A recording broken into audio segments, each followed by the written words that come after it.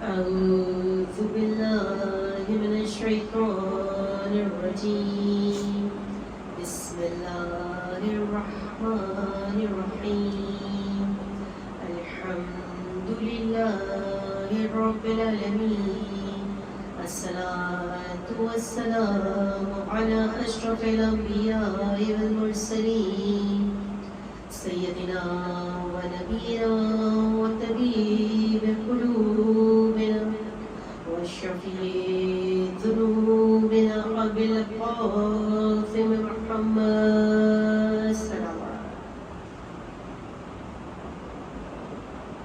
ثم الصلاة والسلام على دعوة النبوية والسودة الحيوية والعصمة الفاطمية والعلم الحسنية والشجاعة الحسينية والعبادة السجادية والماثر الباقرية والعفار الجعفرية والعلوم الكاظمية والحجاج الرضوية والجود التقوية والنقاوة النقبية والحيبة العسكرية والعيبة الإلهية القائم بأمر الله السلام صلی اللہ محمد وآل محمد دعائے سلامتی امام زمان بسم اللہ الرحمن الرحیم اللہم کل ولیک حجت ابن حسن صلواتک علیہ وعلی آبائہ فی هذه الساعة وفي كل ساعة وليا وحافظا وقائدا وناصرا ودليلا وعينا حتى تسكنه أرضك طوعا وتمتعه فيها طويلا برحمتك يا أرحم الراحمين صلوات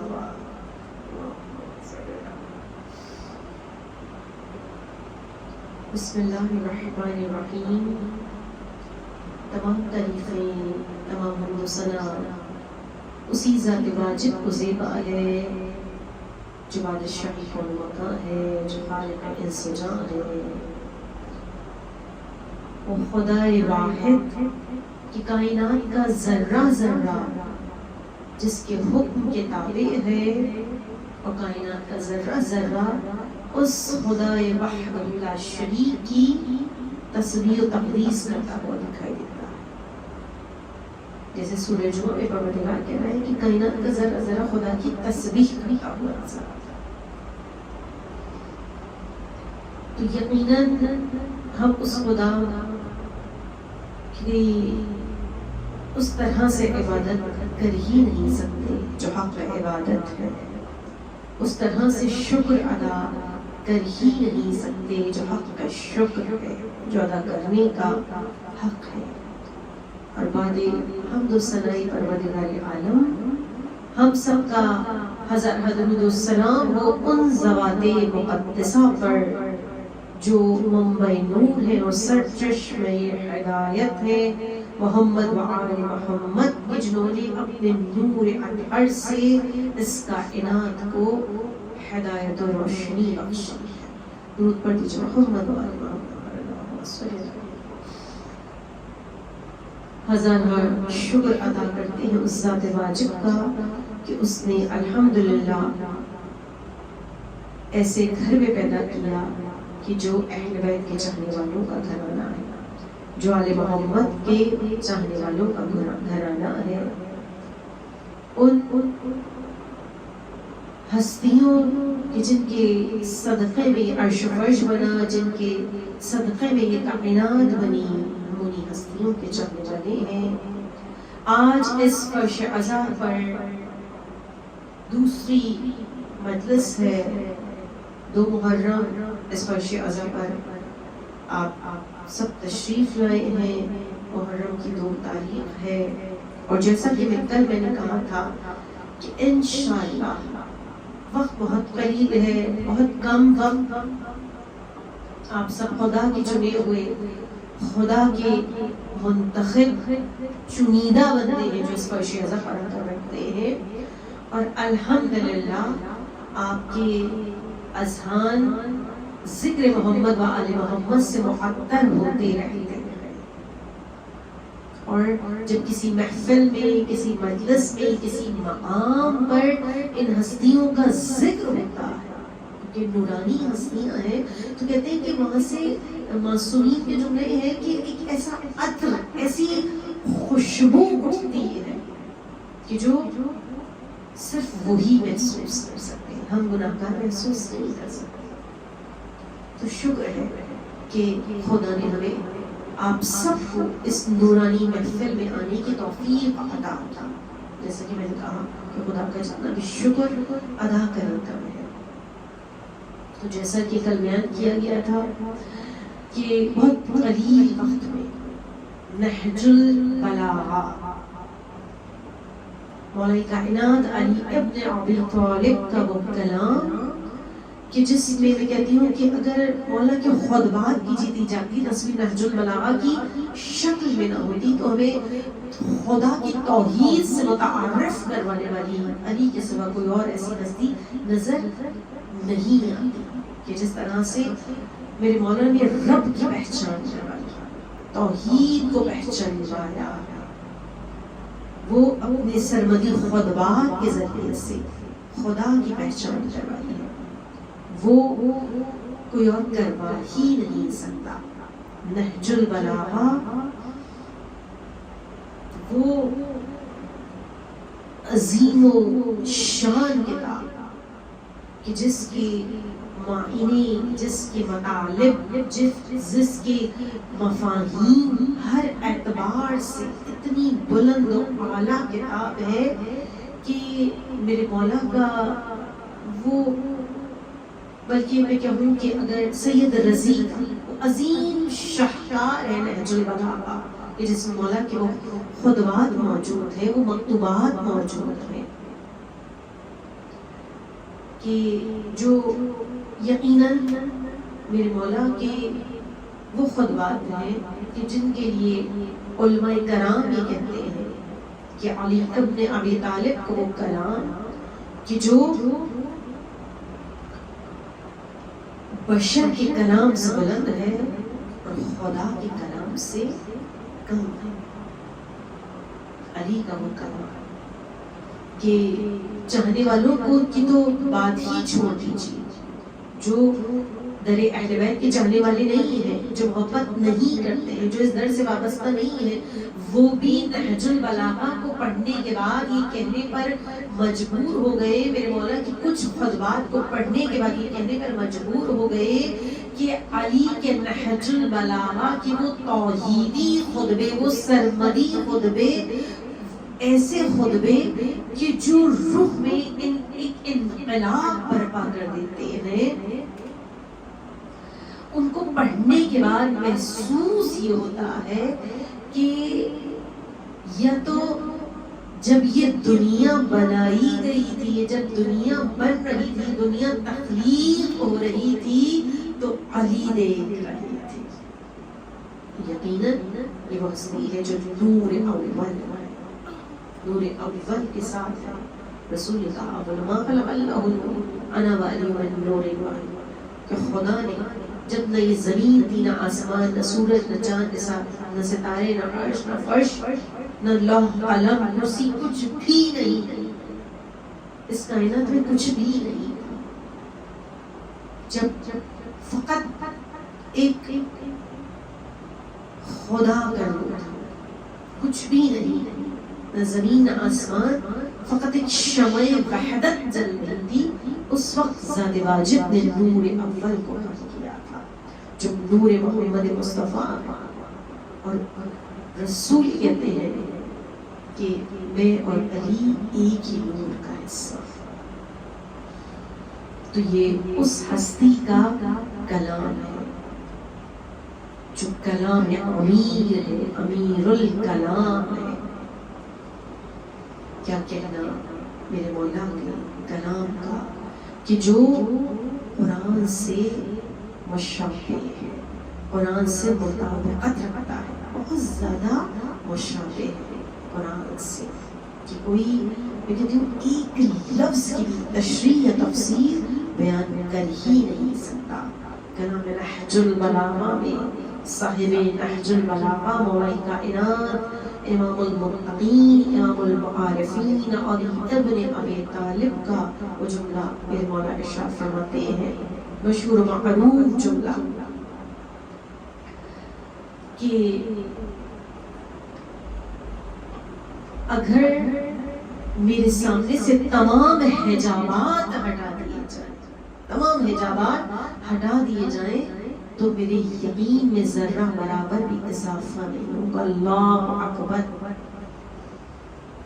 منزل یقین کی اس منزل پر علی ابن ابی طالب فائز ہیں جو کہتے ہیں کہ اگر میرے سامنے سے تمام حجابات ہٹا دیے جائیں، ان کی ہم نہیں جانتے نا، خدا پوشیدہ نظر نہیں آتا، لیکن اگر ہم کوئی ایسی چیز دیکھتے ہیں تو ہم حیران ہوتے ہیں کہ ہم نے سوچا نہیں تھا، یہ تو اس سے کہیں زیادہ ہے. جو ہم نے سوچا تھا کسی ایسے مقام پر جاتے ہیں، اس کی خوبصورتی دیکھتے ہیں، اس کا جائزہ لیتے ہیں، تو ہم کہتے ہیں کہ جو ہم نے سوچا تھا یہ اس سے کہیں زیادہ ہے. اور کیا کہنا اس علی ابن ابی طالب کا جو یہ کہتے ہوئے نظر آتے ہیں کہ اگر میرے سامنے سے تمام حجابات، تمام آسمانوں کے حجابات، تمام پردے ہٹا دیے جائیں تو میرے یقین میں ذرہ برابر بھی اضافہ نہیں ہوگا. یہ ان کے یقین کے اس منزل کمال پر فائز ہے علی ابن ابی طالب، جو خدا کے ایسے عاشق ہیں، ایسے عاشق الہی ہیں کہ جن کو ہر مقام پر خدا ہی نظر آتا ہے. میرے مولا کہتے ہیں کہ ہر چیز سے پہلے خدا، ہر چیز سے پہلے خدا اور ہر چیز کے بعد خدا. ہر چیز میں خدا، ہر چیز سے پہلے خدا، ہر چیز کے بعد، یعنی کہ جب کچھ بھی نہیں ہے اس سے پہلے بھی خدا ہے، اور جب کچھ بھی نہ ہوگا اس کے بعد بھی خدا ہے. ہر چیز کے ساتھ بھی خدا ہے، ہر جگہ خدا، اور خدا کا ایسا یقین کامل ہے علی ابن ابی طالب کو. اور یہی منزل یقین تھی میرے مولا کی، اسی منزل یقین پر فائز ہے، کہ اہل یقین کے سردار ہیں اور اب اہل یقین کے سردار کے چاہنے والے ہیں، اسی منزل یقین پر فائز تھے. یہی وجہ ہے کہ جب شب ہجرت بستر رسول پر سوئے، ہمارے گھروں کے بچہ اس واقعے سے واقف ہے. پورا واقعہ بیان نہیں کروں، فقط 2 جملے بیان کرتی ہوئی گزر جاؤں کہ یقین کی اس منزل کمال پر فائز ہے. اتنا یقین ہے خدا پر بھی اور حجت خدا پر بھی. اور اس وقت حجت خدا کون ہے؟ وہ رسول اللہ، جو خدا کے محبوب ترین ہستی. کہ علی میرے بستر پر سو رہو، یا رسول اللہ کیا میرے سو رہنے سے آپ کی جان بچ جائے؟ ہاں علی تمہارے سو رہنے سے میری جان بچ جائے. بس کچھ نہیں کہا کہ کیوں سو، کس لیے سو، نہیں، بس رسول نے کہہ دیا تو سو گئے. اور ایسی نیند، ایسی میٹھی نیند سوئے وہ علی کی، جس کی تمام شب عبادت الہی میں بسر ہوتی ہے، جس کی تمام شب مصلی عبادت پر گزر جاتی ہے. وہ شب ہجرت تلواروں کے برہنہ تلواروں کے سائے میں اس چین کی نیند سویا ہے کہ ایسی نیند کبھی زندگی میں نہ سویا. کیونکہ یقین کے اس منزل پر تھے کہ رسول نے امانتیں سپورٹ کی تھی، یہ امانتیں رکھے، اور پھر صبح یہ امانتیں جو ان کے وارث ہیں ان تک پہنچا دینا. تو جب رسول نے کہا ہے کہ صبح امانتیں پہنچا دینا تو بس یہ یقین کامل ہے. جب رسول نے کہا تو اٹھوں گا ضرور, تو ان برہنہ تلواروں کے سائے میں دشمنوں کے گھیرے میں ایسی میٹھی نیند سوئے, اور یہ سونا اللہ کو اس قدر پسند آیا کہ خدا علی کے نفس کا سوداگر بن گیا, میرے مولا کے نفس کا سوداگر بن گیا. اور آیت نازل ہوئی وَمِنَ النَّاسِ مَن يَشْرِي نَفْسَهُ ابْتِغَاءَ مَرْضَاتِ اللَّهِ وَاللَّهُ رَءُوفٌ بِالْعِبَادِ. سوئے اس طرح کہ دارین کی شاہی لے لی, سوئے اس طرح کہ دارین کی شاہی لے لی, اور نفس کو بیچ کے مرضی الہی لے لی. تو جس کی زندگی کا اٹھنا بیٹھنا سونا جاگنا چلنا پھرنا, جس کی جنگ, جس کی صلح, جس کی محبت, جس کی دشمنی, جس کا کھانا, جس کا پینا, ہر عمل مرضی الہی کے لیے, ہر عمل قرب الہی کے لیے, عبدیت کی منزل کمال پر فائز نظر آتے ہیں. میرے مولا جب علی نے خدا کا عبد بننا پسند کیا تو ممکن نہیں کہ علی کا کوئی بھی بیٹا, کوئی بھی فرزند خدا کی عبدیت کو پسند نہ کرے. ہر بیٹے نے خدا کی عبدیت کو پسند کیا, خدا کا بندہ بننا پسند کیا, عبد بننا پسند کیا.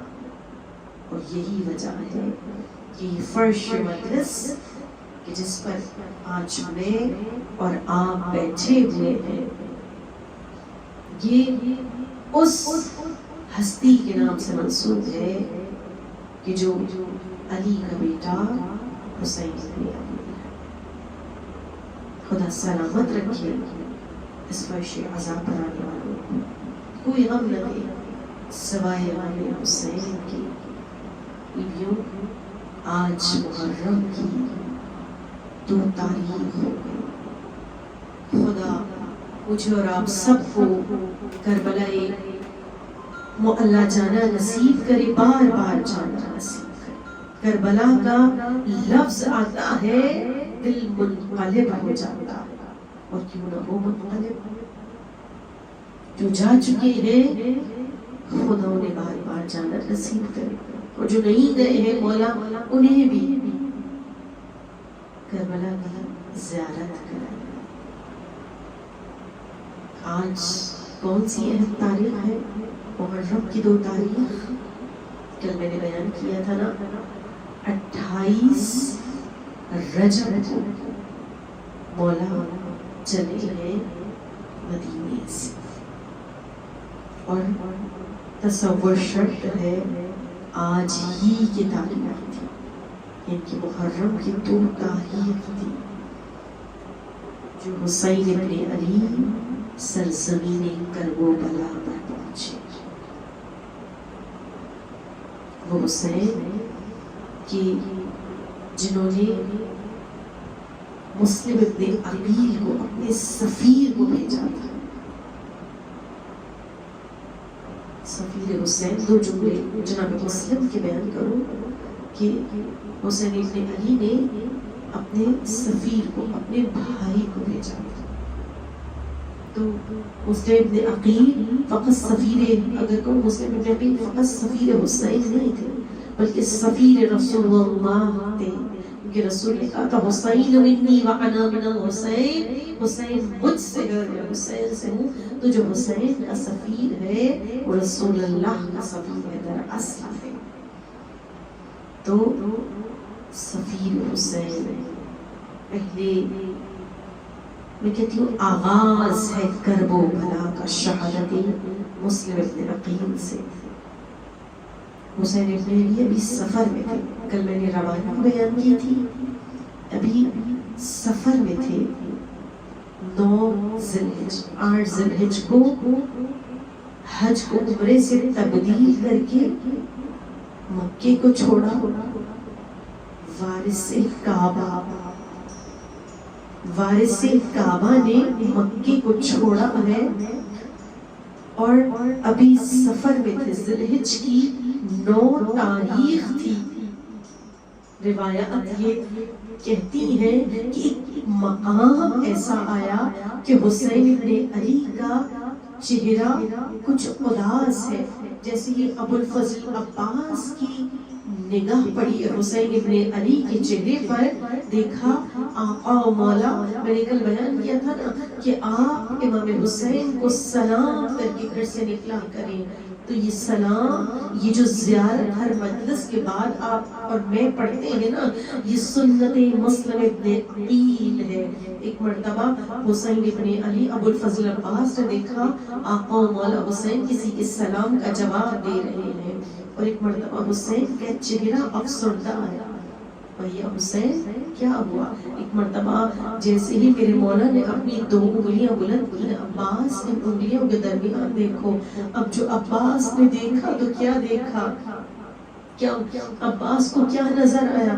ابو الفضل عباس کہتے ہیں آقا کوئی قیدی ہے، ہاتھ رسیوں سے بندھے ہوئے ہیں، اس کے چہرے سے، اس کے منہ سے خون جاری ہے، زخمی ہے، اور دارالعمارہ کی چھت پر ہے، اور اس کو شہید کرنے والے ہیں۔ ایک مرتبہ کہا عباس ذرا غور سے دیکھو، کہا ظالم کے ہاتھ میں تلوار ہے، اس کی جانب بڑھ رہا ہے، کہا عباس ذرا غور سے دیکھو۔ اب جو عباس نے غور سے دیکھا، ایک مرتبہ ابو الفضل عباس تڑپ گئے، آقا آقا یہ میرا بھائی مسلم، آقا مجھے کسی طرح سے اجازت دے، میرا بھائی تنہا ہے، میں کوفے پہنچ جاؤں۔ عباس کے مسلم فقط بھائی نہیں ہے بلکہ بہن کے سہاگ بھی ہیں۔ بس جیسے ہی یہ کہا ہے نا، ایک مرتبہ میرے مولا نے کہا عباس پریشان نہیں ہو، ذرا غور سے دیکھو ہمارا مسلم تنہا نہیں ہے۔ ارے جیسے ہی دیکھا دارالعمارہ کی چھت کے نیچے ایک سیاہ پوش بی بی کھڑی ہوئی ہے، میری ماں فاطمہ زہرا موجود ہے، ماں فاطمہ زہرا موجود ہے۔ ارے مسلم تنہا نہیں ہے۔ بس بیویوں روایات ہی کہتی ہیں، آج محرم کی 2 تاریخ ہے نا، آج میرا اور آپ کا مولا سرزمین کرب و بلا پر، بس آخری 2 جملے بیان کروں، میرا اور آپ کا مولا سرزمین کرب و بلا پر پہنچ چکا ہے۔ وہاں کے لوگوں کو بلایا، اہل قریہ کے لوگوں کو، وہاں کے بہت سے لوگوں کو بلایا۔ روایت یہ کہتی ہے حسین نے 7 گھوڑے تبدیل کیے، لیکن کوئی گھوڑا آگے نہیں بڑھتا ہے۔ حسین نے کہا اے لوگوں اس سرزمین کا نام کیا ہے؟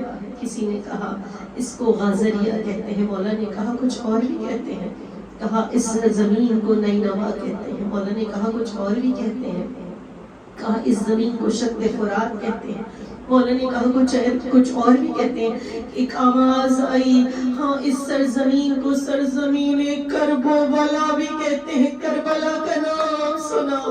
ارے فاطمہ کا لال تڑپ گیا، عباس یہیں پر خیمے لگاؤ، بس قیامت کے دن یہیں سے اٹھائے جائیں گے، یہ حکم پروردگار عالم ہے، مشیت کا یہی ارادہ ہے۔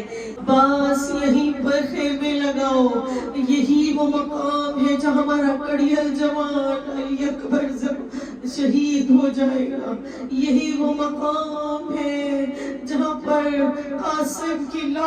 قاسم کا جسم ٹکڑوں میں پامال ہو جائے گا، یہی وہ مقام ہے جہاں پر 6 مہینے کا صغیر خاک و خون میں غمتا ہو جائے گا۔ بس بیویوں آج محرم کی 2 تاریخ قیامت کا دن کہ میرا اور آپ کا مولا آج سرزمین کرب و بلا پر پہنچ گیا ہے۔ میں کہتی ہوں کائنات کی مختصر ترین بستی جو 2 محرم کو آباد ہوئی اور 10 محرم کو اجڑ گئی، اور کائنات کائنات کی مختصر ترین جنگ جو فجر کے وقت شروع ہوئی، آذان علی اکبر پہ شروع ہوئی اور حسین کے سجدے پر ختم ہو گئی. اور سجدہ بھی کیسا سجدہ کیا میرے مولا نے، جو سجدے میں جو سر رکھا ہے پھر خود نہیں اٹھایا بلکہ تلوار سے کاٹ کر علیحدہ کیا گیا. بس یہی وہ سرزمین تھی جہاں فاطمہ کا لال کے جس کو میری بیوی نے چکیاں پیس پیس کر پالا تھا، ایک ماں تڑپتی رہی، فریاد کرتی رہی اور لاشِ حسین ابن علی پامال ہوتی رہی. الا لعنت اللہ علی القوم الظالمین.